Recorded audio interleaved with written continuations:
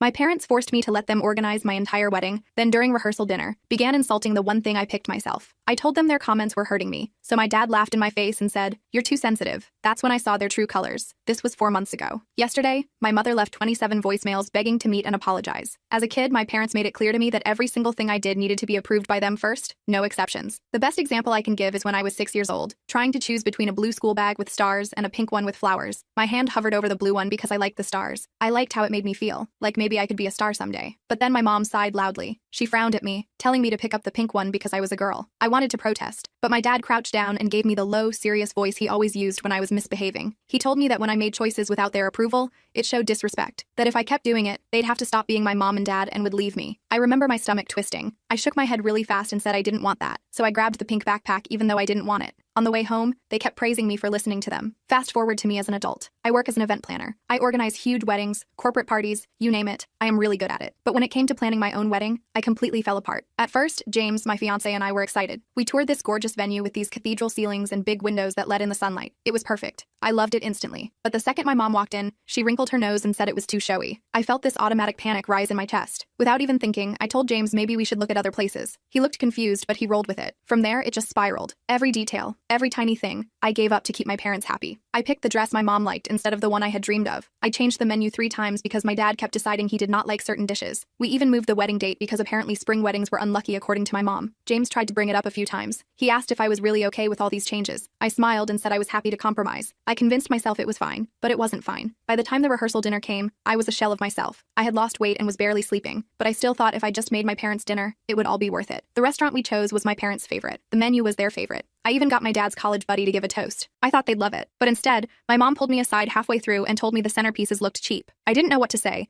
and to add insult to injury, I overheard my dad loudly questioning our honeymoon destination in front of everyone. I felt my cheeks burning with humiliation. It felt like someone stuck a knife right between my ribs. I walked over, shaking, and tried to tell them how much their comments were hurting me, but they just said I was being sensitive and reminded me how much money they had spent on the wedding. My dad insulted me, saying the wedding was a reflection of our family and that I had turned it into a disaster. Something in me broke then, or maybe it healed. I do not even know. I just felt this strange calm come over me. I thought back to everything my parents did to me. Every time I had to ask them if I could be friends with this person. Every time I had to ask if I could order this at a restaurant. Every time they made me believe I was dumb and incapable of making my own decisions. And I realized one thing. My parents are insane. Flipping insane. And if I was my friend, I would tell me to stand up to them and not back down. So that's what I did. I looked my mom straight in the eye and told her I was done. They were no longer welcome at the wedding, and if they had a problem with it, they could talk to the wall about it. This was the first time I'd done that, and they stared at me in disbelief, like I was joking. They actually thought I was. But then they realized just how serious I was. My dad started to protest, and I just cut him off, my voice shaking but firm. I said this was not a negotiation. They weren't coming. I told them I would rather cancel the entire wedding than spend the happiest day of my life begging for their approval. Everyone at the dinner went silent. I walked straight to James and grabbed his hand. My hands were trembling, but he squeezed them while looking at me so proudly. I asked him if he would help me rebuild the wedding from scratch. He smiled and said yes without hesitating. I almost cried right there, but somehow I held it together. My mom actually went to lunge at me, but my best friend Taylor, who had been my maid of honor, immediately stepped between me and my parents like a damn bodyguard. James and I walked out, leaving my parents throwing a tantrum in the restaurant. But as happy as we were, there was one thing we didn't realize. My parents didn't have to be directly involved to ruin our wedding. The next morning, I woke up at James's apartment with a weird mix of emotions. Part of me felt like I was floating on air after finally standing up to my parents. The other part was having a full-blown panic attack. I kept checking my phone, half expecting to see a million missed calls from them. There were none. Just a text from Taylor asking if I was okay. James made us coffee while I sat at his kitchen counter trying to process what had happened. He didn't push me to talk, just slid a mug in front of me and kissed the top of my head. That's one of the things I love about him. He knows when to give me space. "So," he finally said after I'd had half my coffee, "what do you want to do now?" I almost asked him what he thought we should do. The reflex to defer to someone else's judgment was so strong, but I caught myself. "I want to rebuild this wedding. Our way." He smiled so big it made my heart hurt a little. "Then that's what we'll do." We spent the whole morning making a list of everything we needed to change. The venue was first. I called the barn we'd originally loved, but they were booked solid for the next 8 months. The coordinator was super nice though and recommended another place, an old greenhouse that had been converted into an event space. We made an appointment to see it that afternoon. The greenhouse was even better than the barn. It had these amazing glass walls and ceiling, with plants and flowers everywhere. It felt magical, like we'd be getting married in some secret garden. The best part? They'd had a cancellation and could fit us in just 6 months later than our original date. I didn't even hesitate. I signed the contract right there. "Are you sure?" James asked as we walked back to the car. "You don't need to think about it?" I shook my head. I'm sure. It feels right. And it did. For the first time in my life, making a decision without consulting my parents felt exhilarating instead of terrifying. It was like discovering a new muscle I never knew I had, this ability to trust my own judgment completely. Over the next few weeks, we went into full replanning mode. I called the bakery and changed our wedding cake from my mom's preferred traditional fruit cake,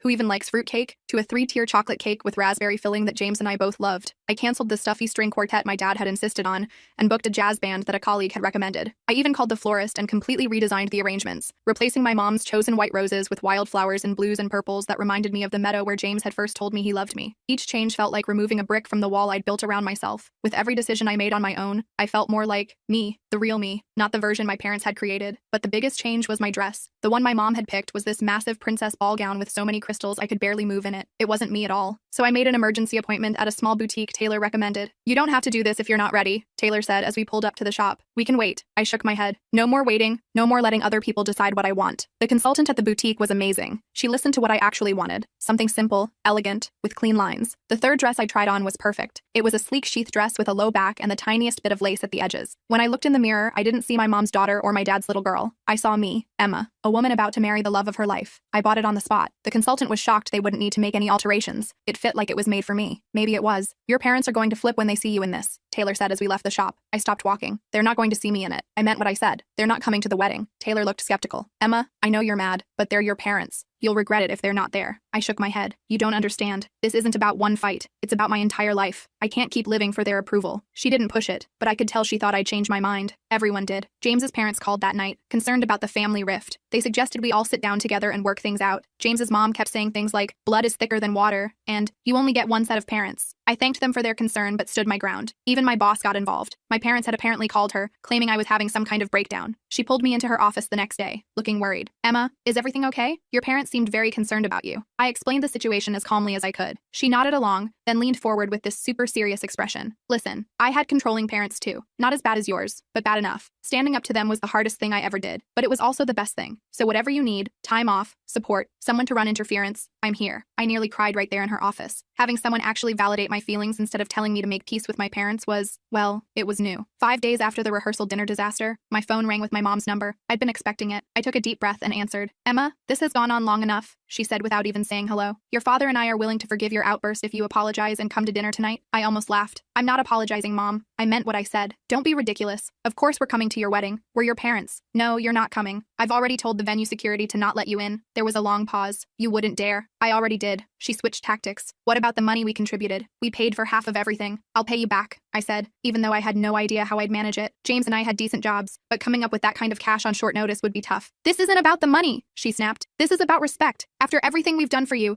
this is how you repay us?" I took another deep breath. "Mom, I'm hanging up now. Please don't call again unless you're ready to apologize for how you've treated me my entire life." I ended the call before she could respond. My hands were shaking, but I felt strong. I'd done it. I'd stood my ground. The next day, things got worse. My dad's sister, Aunt Karen, called me. She's always been his mouthpiece when he wants to manipulate someone without getting his own hands dirty. "Emma, sweetie, your parents are devastated," she said in that fake sweet voice of hers. "Your father hasn't been able to eat or sleep. Is this really how you want to start your married life? With this dark cloud hanging over you?" I told her the same thing I told my mom, that I wasn't backing down. She sighed dramatically. "Well, I hope you realize what you're doing to this family. Your cousin Jennifer is thinking of not coming to the wedding out of solidarity with your parents." I hadn't even invited Jennifer. We hadn't spoken in years. I almost pointed this out but decided it wasn't worth it. "Anyone who doesn't want to come doesn't have to," I said instead. "This is about James and me, not family politics." After I hung up, I got a text from my younger brother Tyler. We've never been super close. He's 5 years younger and was always the good kid who never questioned our parents. His text was brief. "Mom and Dad are on the warpath. Watch your back." I showed the text to James that night. He frowned. "What do you think that means?" I shrugged, trying to act like it didn't bother me. Probably just more guilt trips and flying monkeys. That's what I called the relatives and friends my parents would send to do their dirty work. But deep down, I was worried. My parents weren't the type to just accept defeat. They'd find a way to reassert control, to punish me for defying them. I just didn't know how yet. I found out the next morning. I got a call from our new venue. The manager sounded uncomfortable. "Ms. Wilson, I'm sorry to inform you that we've had to cancel your reservation." My stomach dropped. "What? Why? We signed a contract." "Yes. Well, we received some concerning information about your event. A Mr. Wilson, your father, I believe, informed us that your wedding is actually a cover for an illegal gathering. He provided some very convincing documentation." I was speechless. My father had actually lied to the venue to get them to cancel our wedding. The manager continued,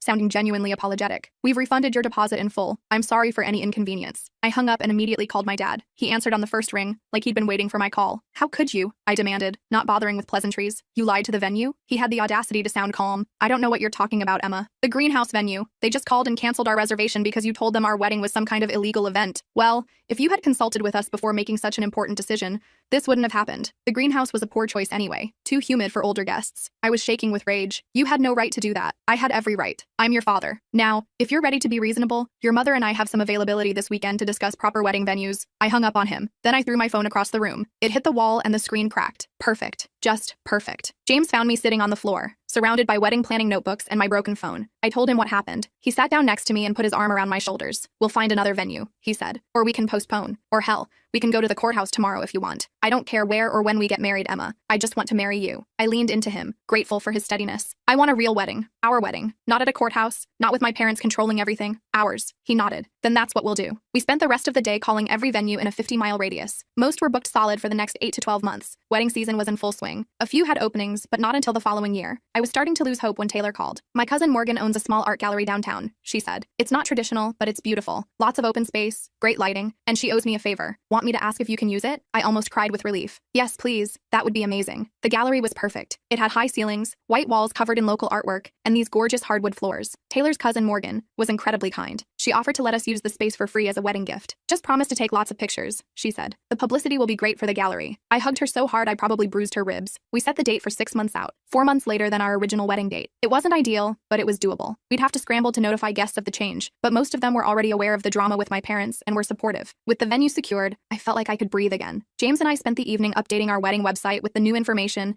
and sending out mass emails to our guest list. I was just starting to feel like we might pull this off when my phone rang again. It was the bakery. Ms. Wilson, we're calling about your wedding cake order. We've had a request to cancel it from a Mr. Wilson who says he's the one paying for it. My heart sank. Of course. My dad had paid the deposit on the cake. I explained the situation to the baker, who was sympathetic but firm. I understand, but without the original payment information, we can't proceed with the order. You'd need to place a new order and pay a rush fee since we're within the 30-day window. I agreed to come in the next day to sort it out. After I hung up, I made a list of all the vendors my parents might have contacted. The florist, the photographer, the DJ, the rental company for chairs and tables, the caterer. By the time I finished the list, it was midnight, and I felt sick to my stomach.